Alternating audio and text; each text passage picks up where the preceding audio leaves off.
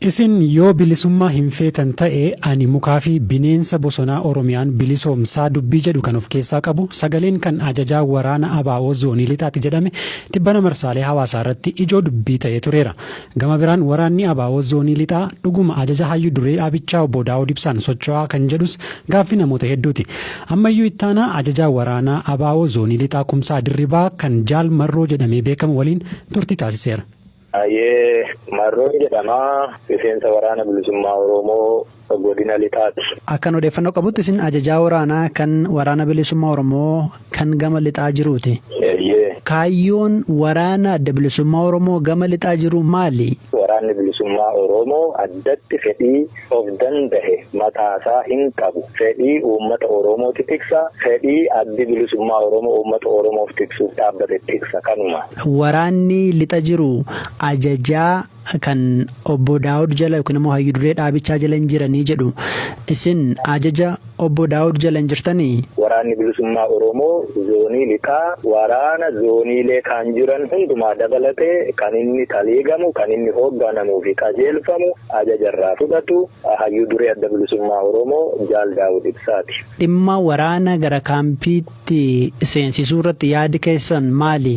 Kaampiitti deebi'uu diida haa taa'u inni kun murtii walii galaa jaarmiyaa addi bilisummaa Oromoo murteessu sanuma hojiitti hiiku. Kanaaf kaampiitti hin gallu ani waan sii deebisuu danda'u miti. Gidduu kana miidiyaa hawaasummaa irratti ibsasin waraanaaf kan ergaa dabarsan fakkaatuun namoonni walii qoodaa turanii sagaleen sun garuu kan keessanii fi ta'uu dhabuusaa mirkaneessuun barbaade.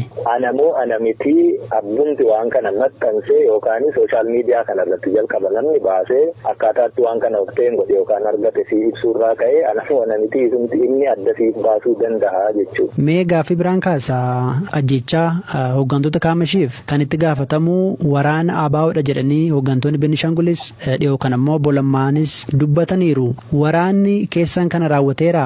Qaamni hidhatee jiru naannoo kanarra hedduu gama gumuzii yoo laalte gama mootummaatiin yoo laalte gama keenyaanis yoo laalte humni naannoo kanarratti kallattii adda addaarra hidhatee sosoo hedduu ta'e keessatti waraana bilisummaa Oromoo qofaatti quba qabuun hin danda'amullee hin taatullee wanni suni qaama walabaa waan kana qoratee bakka yakki jiru baasuu danda'u qofaatu isa kana baasuu danda'a akkasittiin quba qabaadhu. Caasaa mootummaa diiguu waraana milishaa jalaa fudhachuu keessumaa bulchiinsi mootummaa naannoo Oromiyaa himata akkasii kana dhiyeessa. Deebii akkamii qabdu? Kan kanaan dura ta'ee lola irra turame wal lolaa turre wal waraanaa turre kan lolli dhaabbateera jedhamee asitti ta'e garuu wanni kun himannaa dharaarraa kaasee sababa ittiin waraana naannoo kanarratti dhukaasa banuu fi qophii tolfame yoo ta'e irraa addatti caasaan akkasitti diigame hin jiru.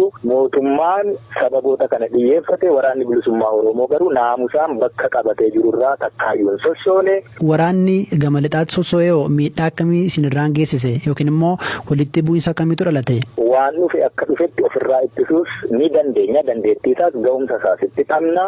Wareegama kafaluufis qophii gidduu kanatti garuu ka miidhamaa jiru, ka ajjeefamaa jiru, tiraarrii guddaa fi miidhaan isaa inni guddaan uummata Oromoo irratti balaan dhaqqabaa jiru. Inni kun garuu gama lachuunuu bu'aan argamsiisu tokkollee hin jiru. Asiinis kottu achiinis ka ajjeefamaa jiru Oromoo. Kanaaf falli maali?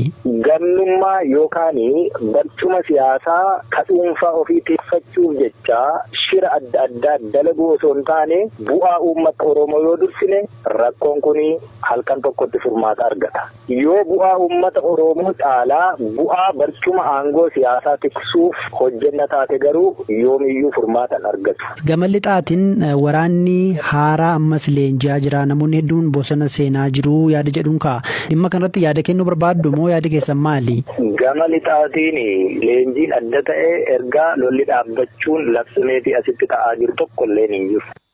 Ammayyuu taanaa ajajaa waraana WBO Zoonii Lixaa Kumsaa Dirribaa yookiin jaal Marroo jedhamee kan beekamu waliin turtii taasise kan dhaggeeffatan. Kanarraaf jenne goolabnee jirra. Horaa bulaa deebanaa.